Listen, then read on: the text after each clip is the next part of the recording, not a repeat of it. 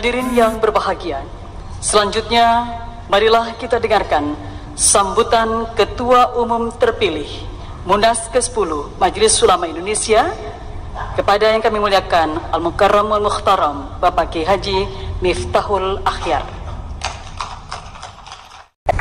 Assalamualaikum warahmatullahi wabarakatuh.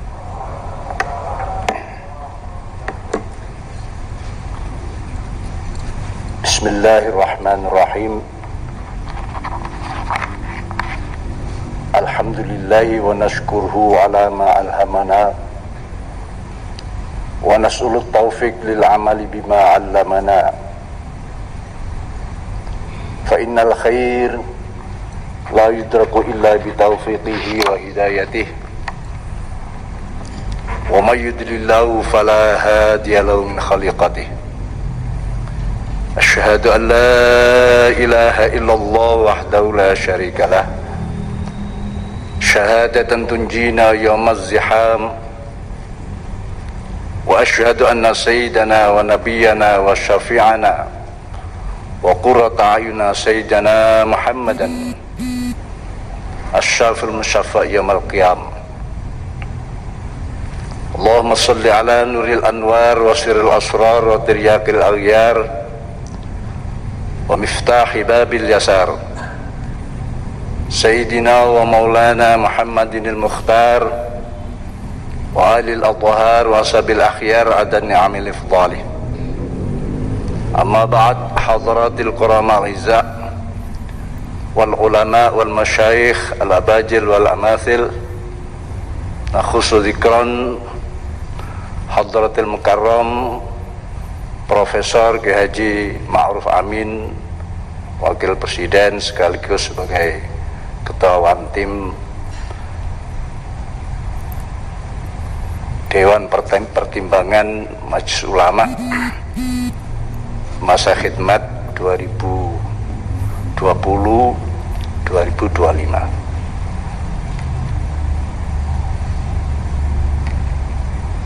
Wakil Menteri Agama Yang Mulia Bapak DRS Zainul Tauhid, para pimpinan pengurus MUI baik dari Dewan Pertimbangan dan seluruh pimpinan pengurus harian Majelis Ulama yang baru nama-nama beliau disebutkan sebagai pemegang amanah wirasah nabawiyah, amanah yang sangat agung, amanah yang sedang ditunggu-tunggu oleh umat, bangsa, bahkan dunia. Rahimakumullah jami'an. Dari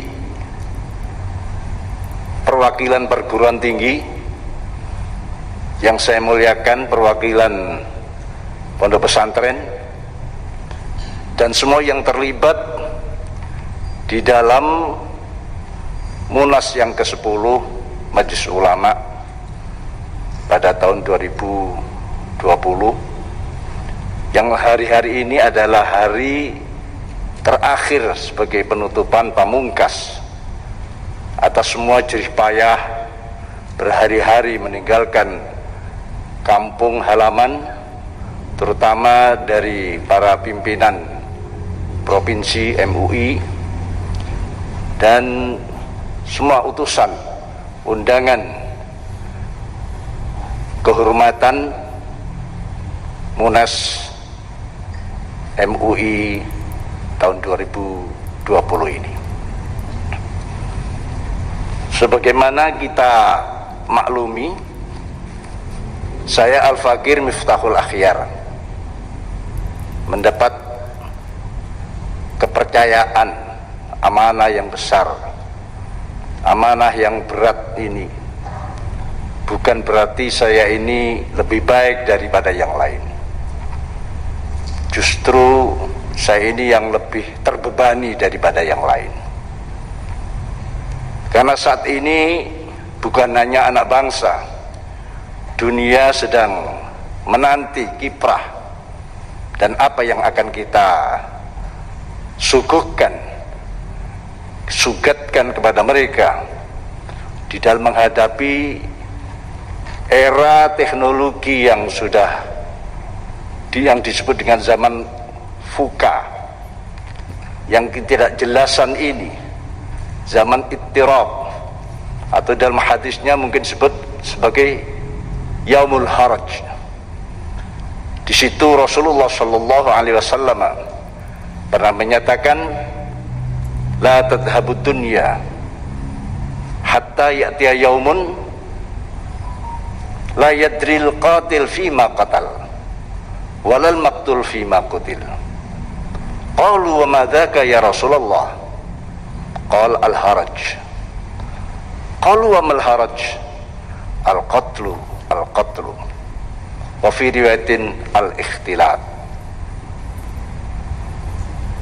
Hari itu sudah diramalkan dengan ramalan suci Rasulullah Sallallahu Alaihi Wasallam bahwa kiamat belum akan diselenggarakan sebagai penutup kehidupan di dunia ini, sehingga akan datang suatu masa di mana seseorang sudah tidak tahu apa motivasi dalam kehidupannya, apa penggeraknya, apa penyebabnya. Dia hanya ikut dan terpengaruh dengan situasi dan kondisi, sehingga disebutkan la yadril qatil fima qatal. Seorang membunuh tapi dia tidak tahu apa motivasi dia membunuh. Walal maqtul fima qutil. Yang terbunuh pun tidak tahu apa penyebabnya dia sampai dibunuh, menjadi korban. Sehingga sahabat bertanya, kenapa kejadian itu bisa terjadi ya Rasulullah? Apa penyebabnya? Rasulullah menjawab, al-haraj, suatu ketidakpastian, suatu ittirab, zaman yang gonjang-ganjing, zaman menipisnya perbedaan antara hak dan batil, sehingga terjadi pergolakan yang dia tidak tahu motivasinya. Hanya yang ada masing-masing mengatakan, saling menyatakan kebenaran. Seorang pembunuh tidak tahu apa motivasi membunuhnya. Yang terbunuh pun kebingungan, kenapa saya menjadi korban. Lalu dilanjut hadis ini Rasul menyatakan al-qatil wal maqtul finnar, kedua-duanya masuk neraka. Kenapa sampai demikian? Karena saat itu tidak ada upaya untuk mencari kebenaran yang hakiki, untuk mencari sebuah penjelasan, karena yang menjelaskan sudah hampir punah, hampir tidak ada. Di masa-masa kita kehilangan seorang pemimpin, bahkan pemimpinnya pun banyak yang ikutan dalam situasi-situasi semacam. Berita-berita hoak atau hoax sudah menjadi acuan mereka. Bahkan sahabat Abdullah bin Abbas menyatakan, kaifa antum idza labisatkum fitnah, bagaimana keadaan manakala fitnah ini sudah seperti pakaian yang engkau kenakan, melekat di mana-mana. Seorang tua hidup sampai mencapai ketuaannya dalam fitnah itu. Anak kecil tumbuh dalam fitnah, sehingga fitnah dianggap sunnah. Manakala ada seseorang alim yang mengupayakan untuk memberikan sebuah pencerahan tentang fitnah, tinggalkan fitnah itu, malah dituduh dia telah melakukan sebuah bid'ah. Saat Saat ini tanda-tanda semacam ini sudah ada di tengah. Betapa beratnya tugas para alim ulama yang disebutkan al-ulama warathatul anbiya. Ulama adalah pewarisnya para nabi.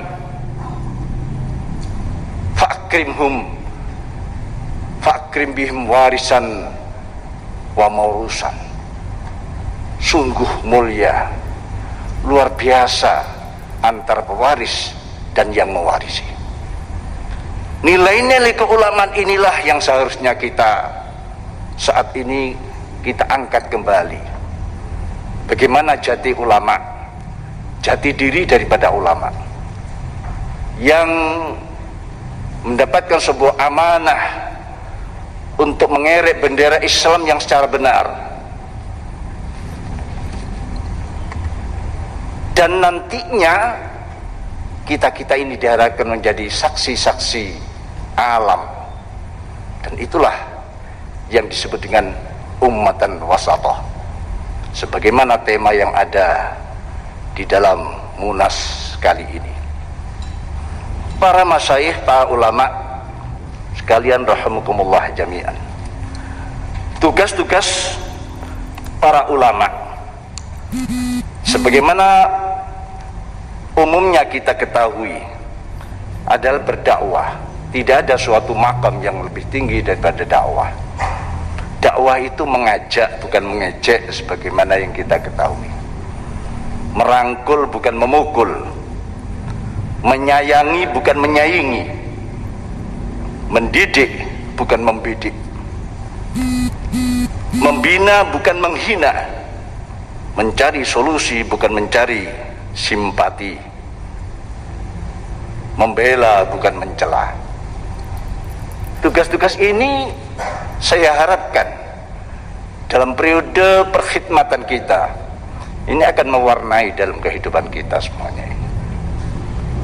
Umat sedang menunggu apa langkah kita. Oleh karena itu Imam Syafi'i radhiyallahu anhu pernah memberikan sebuah kriteria tentang ulama. Kalau tidak keliru bunyinya demikian: al-alim wal-aqif ala dini, atau fi dini, wal-arif bihali ummati. Seorang alim adalah al-aqif fi dini. Semua urusannya, perilakunya, sepak terjangnya selalu berkesinambungan dengan agamanya. Semua ada dasar hukumnya. Semua bukan karena ikut-ikutan. Semua bukan karena situasi dan kondisi. Tapi semua itu ada bayyinah. Liyahlika man halaka an bayyinah wa yahya man hayya an bayyinah. Orang yang gagal pun ada bayyinahnya. Orang yang sukses pun juga ada bayyinahnya. Ini harapan Islam pada kita, terutama para penanggung jawab keulamaan, untuk memberikan sebuah pencerahan pada umat. Atau disebutkan dalam makalah yang lain, al-ulama alladzina yanzuruna al-ummah bi'ainir rahmah. Mereka yang melihat umat dengan mata kasih sayang. Manakala terjadi sesuatu, mari klarifikasi apa penyebabnya. Bukan lalu kita memvonis tanpa ada tabayun, tanpa ada klarifikasi. Islam yang kita pahami selama ini mungkin masih 1/5 atau tiada ada di dunia ini pun seorang yang telah mengakui sempurna dengan pemahaman tentang Islamnya. Kalau kita tengok bagaimana Al-Quran telah menggambarkan dengan Islam ini, dalam firman Allah disebutkan, walau annama fil ardi min sajaratin aqlam wal bahru yamuddu an min ba'dihi sab'a abhurin ma nafidat kalimatullah innallaha azizun hakim. Andikan di dalam bumi ini pohon-pohon yang ada di permukaan ini menjadi pena-pena, dan lautan, semua lautan yang ada menjadi tinta, sampai 7 lautan, bahkan ditambah dengan lautan-lautan selanjutnya. Ma nafidat kalimatullah, kalimat Allah belum punah, belum habis. Tinta-tinta mengering. Pohon yang tumbuh di seluruh jagat raya ini habis digunakan sebagai pena, tapi kalimatullah tidak pernah habis. Tidak ada sebuah orang sukses pun dari alim ulama yang mengakui telah berhasil memahami Islam secara utuh. Oleh karena itu, kita ketahui Islam datang di akhir atau sebagai penutup agama-agama yang lain.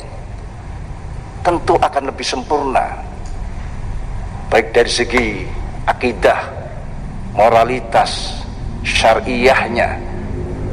Tentu akan tampak cantik kalau Islam ini kita artikan, kita manifestasikan, kita jabarkan pada umat sebagaimana Islam yang rahmatan lil alamin. Islam ya rahmatan lil alamin. Kita harus bedakan antara kalimat rahmat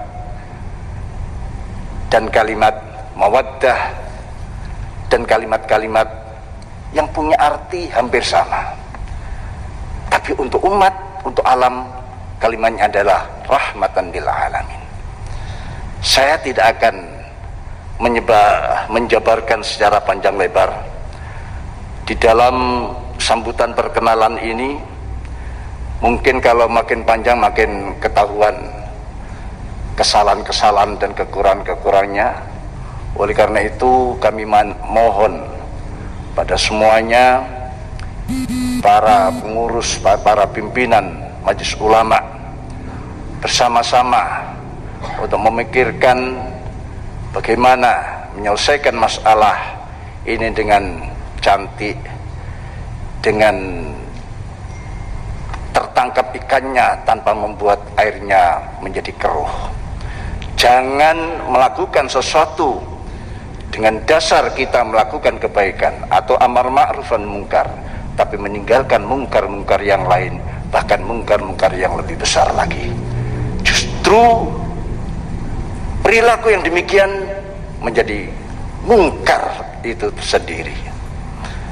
Kita maunya menghilangkan mungkar, tapi mendatangkan mungkar yang lain. Itulah mungkin yang bisa kami sampaikan. Kurang lebihnya maaf manakala di dalam masa khidmat ini, kapanpun, walaupun kurang 1 detik, terdapat sebuah kekeliruan langkah, kesalahan dalam kami melaksanakan amanah khidmat perkhidmatan ini, kami mohon dengan setulusnya untuk diingatkan, untuk diluruskan. Nawaitu kita sebuah kebersamaan. Alangkah indahnya kalau kita yang dari berbagai organisasi ormas keislaman ini untuk menyatukan visi dan misi demi untuk menunjukkan Islam itu indah.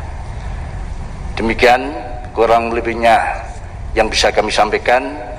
Ihdinas siratal mustaqim, waffaqana Allah wa iyyakum ila taufiq war rasyad, wallahul muwaffiq ila aqwamit thariq. Wassalamualaikum warahmatullahi wabarakatuh.